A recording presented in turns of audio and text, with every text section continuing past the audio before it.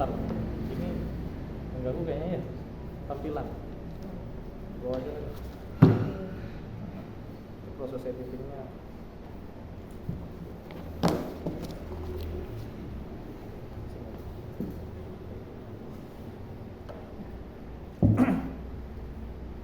Assalamualaikum warahmatullahi wabarakatuh. Waalaikumsalam warahmatullahi wabarakatuh.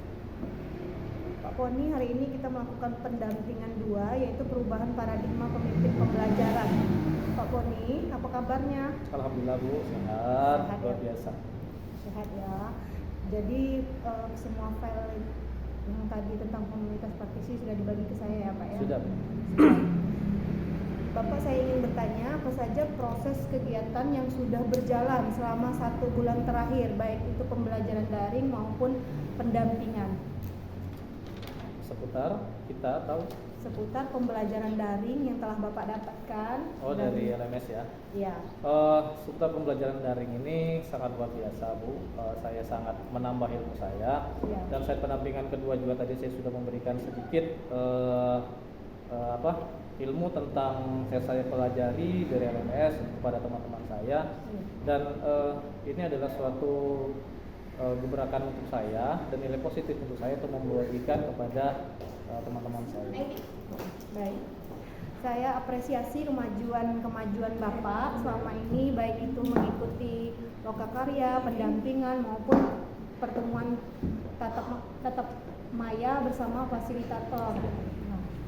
Bapak tetap semangat ya dalam menjalankan pembelajaran pendidikan guru penggerak ini ya Pak ya. Siap, harus semangat ya. Oke, biar semangat seperti di awal mendaftar mengisi esai gitu ya Pak ya. Siap. Nah, Bapak, kita masuk ke bagian inti pendampingan, refleksi diri terhadap lingkungan belajar di sekolah. Yang ingin saya tanyakan Pak, bagaimana dukungan kepala sekolah, rekan sejawat terhadap pendidikan guru penggerak yang Bapak jalani? Sampai saat ini Bu, alhamdulillah untuk dukungan kepala sekolah sangat support sekali. Karena kepala sekolah saya juga masuk ke dalam calon guru penggerak. Dan untuk teman-teman sejawat saya juga memberikan support penuh, selalu memberikan dukungan moral dan semangat tentunya dalam menjalankan kegiatan pendidikan guru penggerak seperti ini. Apa Pak dukungan yang mereka berikan Pak? Untuk kepala sekolah, beliau memberikan keleluasan kami untuk berkreasi di sekolah dan memberikan kami keleluasan waktu untuk mendapatkan solusi terhadap setiap permasalahan ataupun penugasan yang ada di LMS yang selama ini saya kerjakan. Dan dari teman-teman pun juga seperti itu, bahkan mereka memberikan masukan yang baik untuk keberlanjutan pendidikan guru penggerak yang saya jalani seperti ini. Baik Pak, apa tantangan yang Bapak hadapi dalam menjalani pendidikan guru penggerak di lingkungan sekolah ini Pak? Kalau di lingkungan sekolah, saya tidak mengalami suatu kendala yang berarti. Hanya saja mungkin karena saya adalah guru pendidikan jasmani, olahraga dan kesehatan, saya mempunyai kegiatan ekstra di luar yang notabene adalah prioritas saya juga. Jadi saya harus mampu membagi waktu antara pendidikan guru penggerak dan kegiatan ekstra saya di bidang olahraga yang keduanya adalah sama-sama prioritas. Apa yang akan Bapak lakukan ke depannya sehingga kegiatan pendidikan guru penggerak yang Bapak jalani ini berjalan dengan maksimal Pak? Tentunya saya selalu berkoordinasi dengan teman-teman saya di satu kelompok Bu, ya. Yang ada 5 orang, kami terdiri dari 6 orang. Saya selalu berkoordinasi dan selalu saling memberi semangat dan selalu membantu mengenai pemahaman penugasan. Jadi tidak memberikan efek yang terlalu berat bagi kami dalam menjalankan pendidikan guru penggerak ini, karena sudah diberikan teman-teman yang luar biasa untuk membantu dalam memberikan semangat dan support serta pemahaman yang lebih apabila kami mengalami kesulitan. Baik Pak, luar biasa sekali ya Pak ya. Sekarang kita masuk ke refleksi perubahan diri setelah mempelajari modul 1.1, 1.2, dan 1.3. Apa saja yang sudah Bapak pelajari dari modul 1.1, 1.2, dan 1.3? Oh, yang sudah saya pelajari ini tentunya merubah pola pikir saya itu ya. Karena dari modul 1.1 itu kan kita bisa melihat dari filosofi pembelajaran, filosofi pendidikan dari Ki Hajar Dewantara. Dari situ adalah dasar pendidikan yang harus kita laksanakan di sekolah, dan itu merubah pemikiran saya. Yang kedua adalah dari nilai dan peran guru penggerak. Nah, itu sesuatu hal yang luar biasa. Sesuatu hal yang luar biasa menurut saya karena merubah pola pikir dan tindakan saya di dalam berkegiatan. Setelah itu mengenai 1.3 adalah visi sekolah, visi kita, visi sekolah dan visi saya itu membuat saya terpacu untuk memberikan yang terbaik pada sekolah. Oh gitu ya Pak ya. Kemudian Sebelum masuk harus ada lainnya satu dari sini, bisa Bu Ani, dari dua ternyata ada. coba aja buka dulu di atas. Masuk.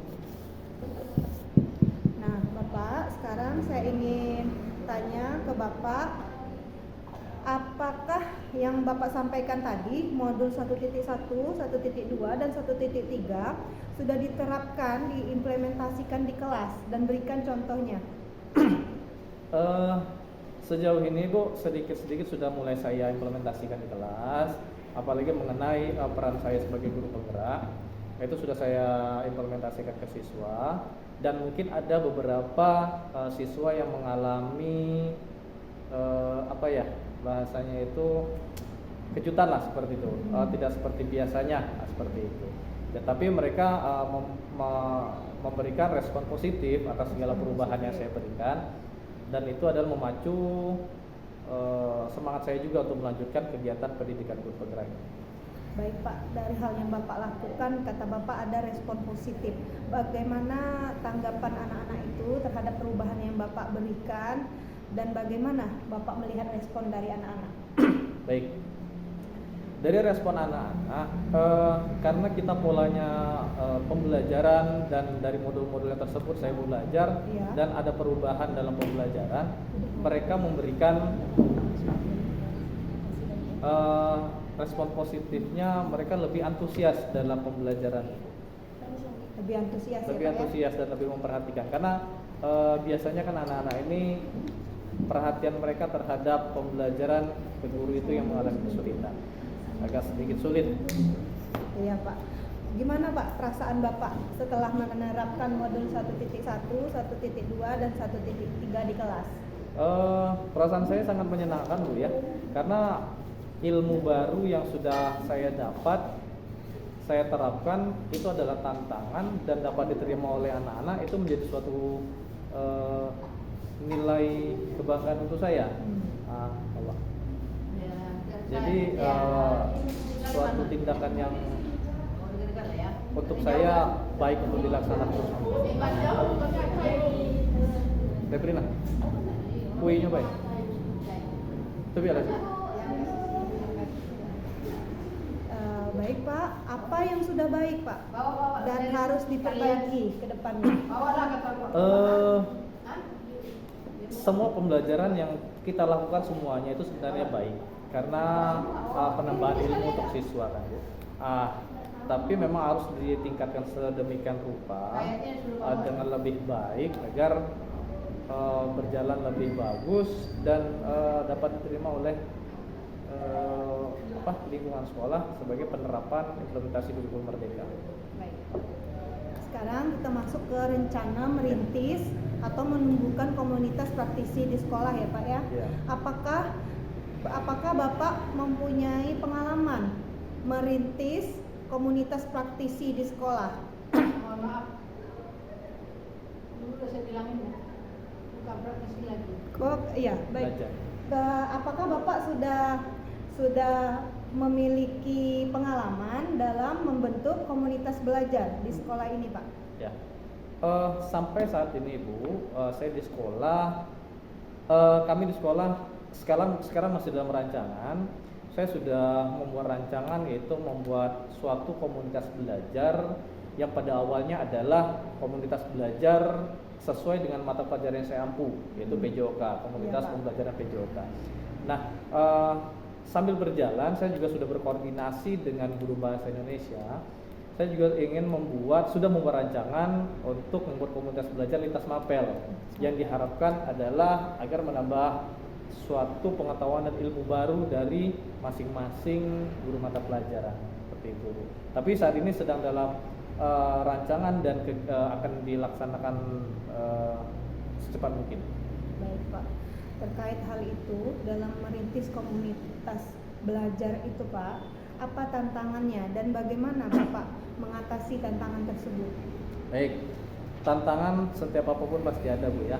Apalagi kita dengan komunitas belajar ini tentu ada anggapan miring dari tiap kita teman-teman lah, itu selalu ada. Namun saya berpikir begini, jika di suatu tempat ataupun kegiatan komunitas, kalau sudah ada yang membuat dan ramai di situ, mereka setuju, yang lain pasti akan mengikuti. Jadi menurut saya, apapun kegiatan yang saya lakukan dengan kelompok kecil terlebih dahulu kita laksanakan, nanti sedemikian rupa nanti yang lain akan mengikuti. Jadi yang menganggap miring ataupun yang agak sulit menerima pendapat dari kita, nanti akan dalam lambat laun akan menerimanya. Iya ya, Pak ya. Berarti terjadi perbedaan dalam pendapat. Memang semua orang tuh, Pak ya, beda-beda ya karakternya, Pak ya. Di dalam pembelajaran orang dewasa itu memang kita sulit untuk mengatur orang dewasa. Nah, kemudian Pak, apa hal menarik Pak dari komunitas belajar tersebut, Pak? Kalau menurut saya Bu ya, kenapa saya buat komunitas itu lintas mapel? Ya. Karena saya berpikir begini, ketika pendampingan individu kan saya diberikan tugas untuk membacakan suatu puisi. Iya. Puisi adalah ranahnya guru bahasa Indonesia yang mempunyai kemampuan di sana. Ya. Nah, hal kecil tersebut membuat saya itu terpacu. Kenapa? Oh, ternyata dengan guru PJOK sebenarnya bisa, tapi dengan tentu bimbingan dari guru bahasa Indonesia. Saya sudah berkoordinasi juga dengan beliau. Jadi dengan adanya seperti itu, berarti kan kita butuh ilmu baru, tambahan ilmu atau pengetahuan baru dari guru-guru mapel yang lain. Dan itu kalau dilaksanakan dengan lintas mapel, tentunya sangat memacu keingintahuan kita untuk dapat menjalani kegiatan tersebut. Baik, Pak. Bagus ya Pak ya. Berarti sebelum ini Bapak sudah minta masukan dari guru bahasa Indonesia. Terkait hal itu, adakah Bapak dokumentasi? Karena kita komunikasinya itu berupa media online, platform online WhatsApp Bu ya, telepon atau video call, jadi tidak sampai ke dokumentasi. Karena video call, telepon, dan kalau kecuali saya bertemu tatap muka, ya karena sistemnya juga kita bertemunya agak sulit, makanya berupa media telepon ataupun WhatsApp. Baik Pak, nanti selama Bapak mengikuti program guru penggerak ini, semua yang Bapak lakukan harus Bapak dokumentasikan ya Pak ya. Nanti bisa jadi bekal Bapak untuk misalnya lulus guru penggerak, nanti bisa jadi pengajar praktik dan akan Bapak sampaikan pengalaman-pengalaman Bapak tersebut saat rekrutmen gitu Pak.